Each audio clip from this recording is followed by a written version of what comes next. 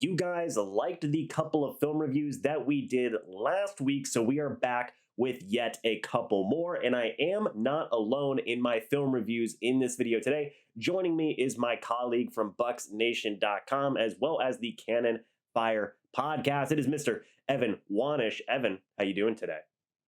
Doing pretty good. Yeah, happy to be on doing this with you. It's always something I always like watching film, so happy to be on and happy you're doing this. Happy to have you here. Now, there are going to be two plays that we're going to be looking at, one in this video, one in a separate video. And the first play we're going to be looking at, Evan, is a little bit of a negative play regarding an offensive lineman that has been getting a lot of flack after this Buccaneers at San Francisco 49ers game, and that is Donovan Smith. And the play that we are going to be looking at is the holding penalty on the Mike Evans 66-yard touchdown pass. So without further ado, let's go ahead and start rolling the film. So this is going to be the previous play. As you can see, Leonard Fournette gets a handoff. Nothing necessarily special here. And just as a frame of reference, at this point, it was 7-0. This was a very good opportunity for the Buccaneers to build up momentum, and then this happened. So, Evan, let's go ahead and take a look here first. The 49ers have got 5 on the line right now. It looks like they're kind of showcasing a blitz. Do you think that'd be a safe thing to say? Yeah, and I think Brady's kind of pointing that out. As you can see, the Bucs have 5 wide. There's no tight ends or running backs here. It's an empty set. So down in the bottom corner is Russell Gage. Mike Evans sort of in that slot, kind of. Chris Godwin right next to him. On the other side, you got Julio Jones kind of in that slot and Scotty Miller on the other outside. So the Buccaneers are having 5 wide receivers and no running backs or tight ends in this. So this is, you're not going to have many options to chip at all. So if the 49ers are sending a blitz, you're going to need your offensive line to protect well. Yeah, and one important thing to make a note of here as well is that you made a note of it, 5 wide receivers out. So at least in terms of coverage, it looks like it's just a 5v5 here. 49ers have 5 defensive back guys that look like they're going to be showing coverage, of course, versus 5 of the Buccaneers pass catchers who will be going out. So that's another important thing to note there. Looks like most guys would probably have one-on-one in these situations. If the 49ers do blitz, let's go ahead and see what happens. So as you said, Tom Brady points out the blitz. Looks like they're very much showcasing the blitz. And the first thing that we both notice here is that number 29, I believe. It's the safety. There's a lot of confusion there. He's sort of pointing out something. He's coming down. They're playing a zone. So he's going to come down and sort of point out something to this guy who's coincidentally on Mike Evans. So he's going to point something out. That's number 1. I believe that's Jimmy Ward, right? I believe so. Number 29 is pointing it out. He's saying it looks like he's pointing to Mike Evans and Chris Godwin in that situation. So I don't know if it was a man-on-man type situation or, like you said, a zone type situation where there was some confusion as to which guy was covering who. But you go ahead and take the play here. And so they both kind of take Evans at the beginning, and then 29 sort of tails off. I think Jimmy Ward's expecting 29 to hover back. 29 does not do that. Instead, he just goes to the middle of the field. The middle of the field wide open. Yeah, it looks like he's going to be focusing more on this wide receiver at the top here that's running.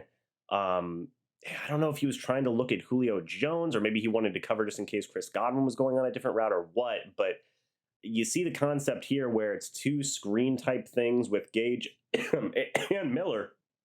And Gage is open on this play. And as we can see, Mike Evans is already past the defense. He's just running right behind him. Number 7, number 1 aren't even looking at Mike Evans. Like nobody's 29's also back turned. Yeah, nobody is following Mike Evans at this point, right? Brady just boom, he sees it right away. 29 realizes too late. Number 1, I believe, realizes too late. Mike Evans goes all the way for a 66-yard touchdown. Pretty easy touchdown. Great play for the Bucs offense.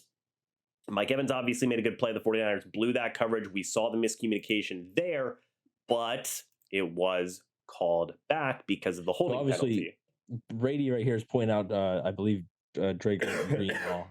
He's pointing him out right there to whether it's receivers, offensive linemen. He's clearly seeing something there. So, I think he's just pointing out maybe the protections there. You got Fred Warner kind of showing a blitz. 54 there, right in the middle, kind of right near Robert Hainsey. Right. So as you can see there, Brady is pointing out the blitz. He's pointing out 2 guys. He's pointing out 54 and both linebackers. Yeah. So and even here on this front, you look, it's six defenders against five Bucs offensive linemen in this situation. So you would give the advantage Yeah. to the But I believe 49ers some of them are gonna drop out here. if they are I believe not. showcasing blitz here. Yes. So we go ahead, we hit So play on it. Warner drops out immediately. Hmm. He goes to sort of to Godwin to help out there. So you got three coming in right now, three down linemen that are rushing. This lineman that's over there Hmm. on the left hand side, kind of. He goes and actually covers Godwin a little bit as well. So a little bit of an interesting disguise there by San Francisco. Right. We go ahead and right There it is. So they're only here, rushing three. They're only rushing three. only rushing Um, three because right Greenlaw's there is dropping. fine. Yeah, Greenlaw's dropping back into coverage as well. You look very easy for the Bucs here in terms of pass blocking opportunities. You got two guys on Armstead, two guys on, I believe that's Hyder Jr., and then a one-on-one for Donovan Smith against whoever that is. I don't believe it's Nick Bosa. It looks like 75, but and right now as it stands, look, like this doesn't look super egregious. No, that's fine right there. What happens is Smith starts to get pushed back. Right.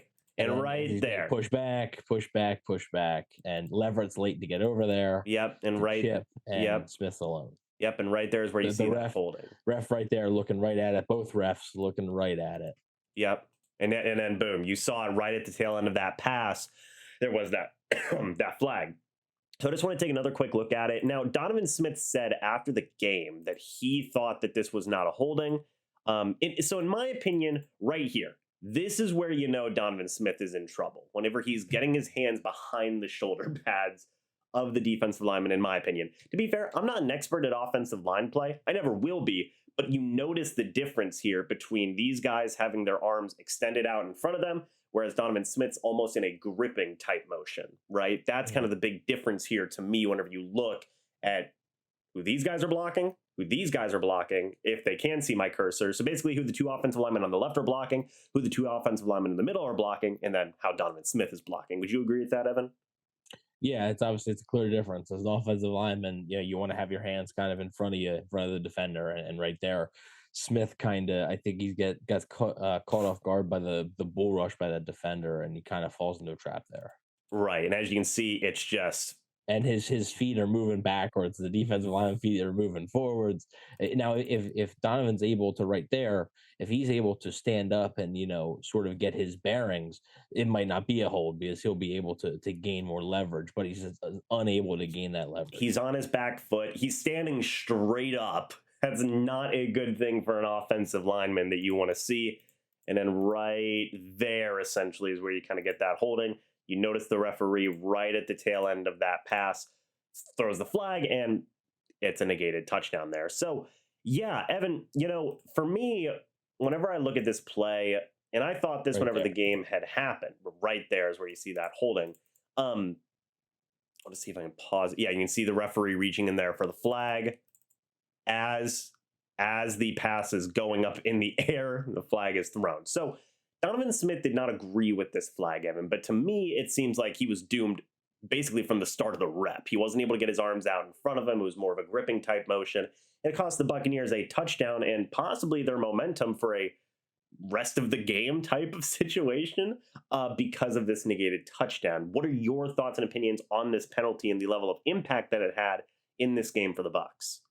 Yeah, so it was on a 2nd and 8, so it turned a 2nd and 8 into a 2nd and 18, and the Bucs would later have to punt. So yeah, it takes points off the board, and who knows what this game would have been.